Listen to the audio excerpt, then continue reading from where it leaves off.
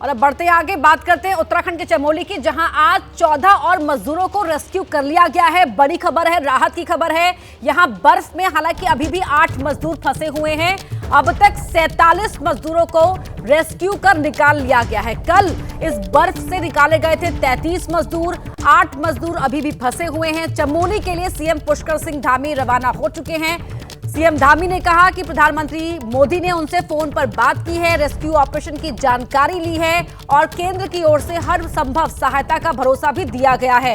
ये बड़ी खबर, राहत की बात यह है कि 14 और मजदूरों को आज निकाल लिया गया है। तस्वीरें आप देख रहे हैं। और वहीं 8 और मजदूर अभी फंसे हुए, जिन्हें निकालने के लिए रेस्क्यू ऑपरेशन जारी है। उस ऑपरेशन की जानकारी, डिटेल्ड जानकारी प्रधानमंत्री मोदी ने फोन कर सीएम धामी को भी ली थी और कहा था कि हर संभव मदद की जाएगी केंद्र की ओर से उत्तराखंड सरकार की। और कल बर्फ से 33 मजदूर निकाल लिए गए थे, आज 14 और निकाले गए हैं। 8 मजदूरों को अभी निकाल जाना बाकी है।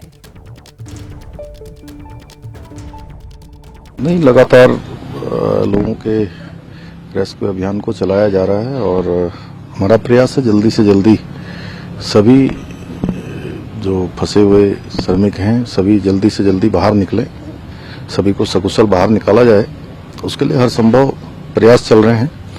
आदरणीय प्रधानमंत्री जी ने भी अभी दूरभाष पर सारी जानकारी ली है और हर संभव सहायता का उन्होंने आश्वासन भी दिया है। और पूरे प्रदेश भर के अंदर अन्य जगह पर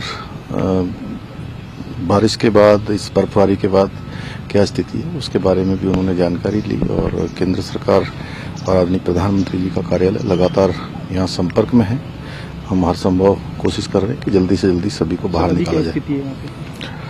अब अभी 14 लोग और मिले हैं और सभी सकुशल बताए जा रहे हैं, तो जल्दी जो बचे हुए लोग हैं उनको भी जल्दी निकाल लिया जाएगा। और देहरादून से हमारे सहयोगी अतुल चौहान हमारे साथ लाइव जुड़ रहे हैं इसी खबर पर। अतुल, रेस्क्यू ऑपरेशन को लेकर क्या अभी लेटेस्ट अपडेट है? देखिए, अभी 5 मिनट पहले मुख्यमंत्री जीटीसी हेलीपैड देहरादून से चमोली के लिए उड़ गए हैं। मैं वहीं पर हेलीपैड के बाहर ही मौजूद हूं और जो जानकारी हमें बताई गई है, एक हेलीकॉप्टर सेना का सरसावा सहारनपुर से चमोली के लिए रेस्क्यू टीम को लेकर रवाना हुआ है और एक हेलीकॉप्टर जोशीमठ से माणा के लिए रवाना हुआ। इसी हेलीकॉप्टर से जो है जो रेस्क्यू किए गए मजदूर थे उनको आज वापस लेके चमोली लेके आया गया है। तो रेस्क्यू ऑपरेशन सुबह 7:30 बजे शुरू कर दिया गया था। मुख्यमंत्री इस पूरे रेस्क्यू ऑपरेशन पे कड़ी नज़र रखे हुए हैं। अभी थोड़ी देर पहले ही वो यहाँ से निकले हैं, वहाँ जाके वो स्थिति का जायज़ा लेंगे। कुल मिलाकर आज मौसम की विंडो थोड़ी देर के लिए खुली है और उम्मीद की जा रही है कि जितनी देर ये विंडो खुली होगी उसमें रेस्क्यू ऑपरेशन के पूरे होने की संभावना है।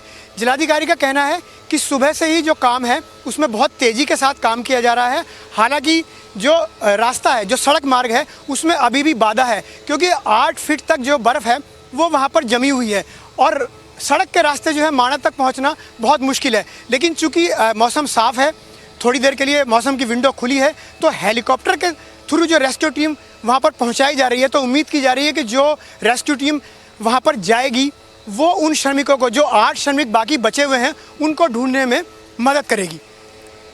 बिल्कुल। और जो मजदूर रेस्क्यू कर लिए गए हैं अतुल चौहान, उनकी जो मेडिकल कंडीशन है उसको लेकर कोई जानकारी? देखिए, सुबह 3 घायल जो थे उनको हेलीकॉप्टर से लेके चमोली लेके आया गया है।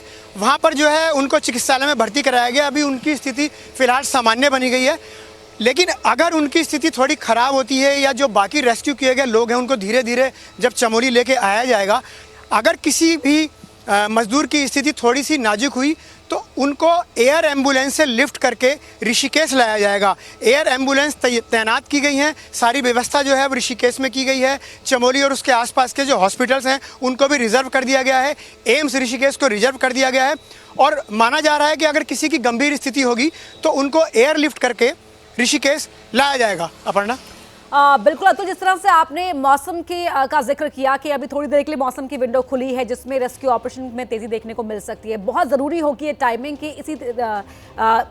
इसी दौरान उन जो बचे हुए मजदूर हैं उनको रेस्क्यू कर लिया जाए।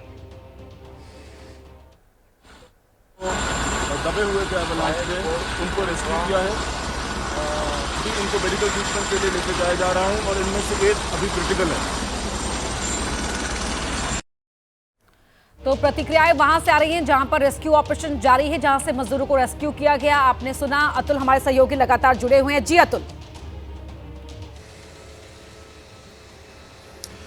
देखिए, मौसम की विंडो जो खुली है उसमें जब रेस्क्यू टीम पहुंचेगी तो सबसे बड़ा चुनौतीपूर्ण काम उनके लिए सबसे बड़ा ये होगा, क्योंकि 8 फीट तक जो है वहाँ पर बर्फ़ जमी हुई है। ऐसे में उनको ढूंढना एक बहुत ही चुनौतीपूर्ण काम है। लेकिन चूँकि एसडीआरएफ की टीम और एनडीआरएफ की टीम दोनों हेलीकॉप्टर से वहाँ पहुँच चुकी हैं, एक टीम अभी भी रास्ते में है। तो जब इतनी ज़्यादा तादाद में रेस्क्यू टीम से जो सैनिक हैं या जो पुलिस के कांस्टेबल हैं या जो जवान है, एसडीआरएफ की टीम है, जब वो वहाँ उनको ढूंढेंगे तो उम्मीद ये की जा रही है कि बहुत जल्दी ही जो श्रमिक वहाँ कंटेनर में फंसे हुए हैं या बंकर में फंसे हुए हैं या कोई बर्फ़ के अंदर है तो उनको ढूंढ पाना संभव हो पाएगा। सबसे बड़ा मौसम का लिहाज से मौसम बहुत महत्वपूर्ण है। अगर मौसम थोड़ा सा भी गड़बड़ाता है तो रेस्क्यू ऑपरेशन को रोकना पड़ेगा। माना यह जा रहा है कि 2 या 3 घंटे तक मौसम ठीक रहेगा। तो मौसम अगर साथ नहीं देता है तो इस रेस्क्यू ऑपरेशन पर ब्रेक लग सकती है। और अगर हम इन श्रमिकों की बात करें अतुल, तो इनके बारे में कोई जानकारी, कोई इनपुट कि किन राज्यों के श्रमिक हैं, कब से यहाँ पर काम पर लगे हुए थे? देखिए, कुछ श्रमिक बिहार के हैं, कुछ पंजाब के हैं, 1 या 2 श्रमिक जो हैं जम्मू कश्मीर के हैं। सबसे ज़्यादा श्रमिक जो हैं वो उत्तर प्रदेश से हैं। उत्तराखंड के भी इसमें काफ़ी श्रमिक हैं।